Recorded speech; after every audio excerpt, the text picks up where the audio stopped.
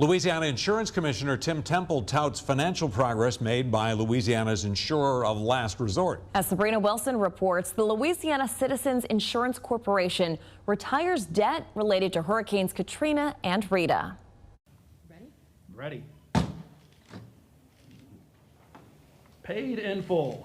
A ceremonial retiring of debt for Louisiana's insurer of last resort, Louisiana Citizens Property Insurance Corporation. Almost 21 years ago, Hurricanes Katrina and Rita caused catastrophic damage in South Louisiana. August and September of 2005 were two of the worst months in our state's history and possibly our country.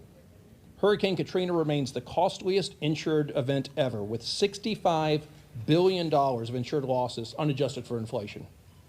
The storm was immediately followed by Hurricane Rita, which added about another $5 billion in claims.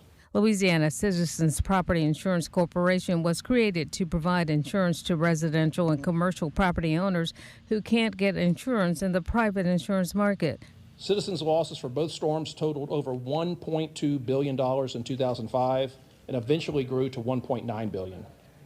So in 2006, Louisiana Citizens issued long-term assessment revenue bonds totaling $978 million. The proceeds of these bonds were used to refinance the short-term notes, fund required reserves and capitalized interest, and most importantly, provide money for the payment of storm-related claims and related costs.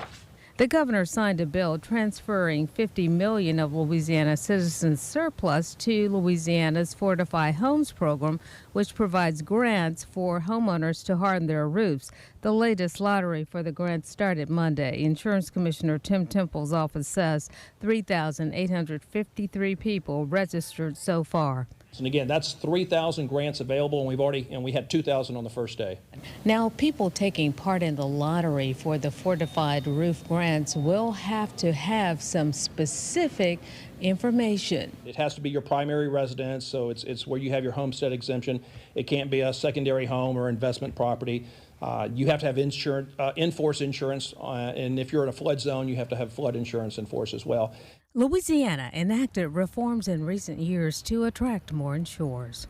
For the first time since before the 2020 storms, we are seeing as many homeowners insurers filing for rate decreases as they are filing for rate increases. Sabrina Wilson, Fox 8 Local.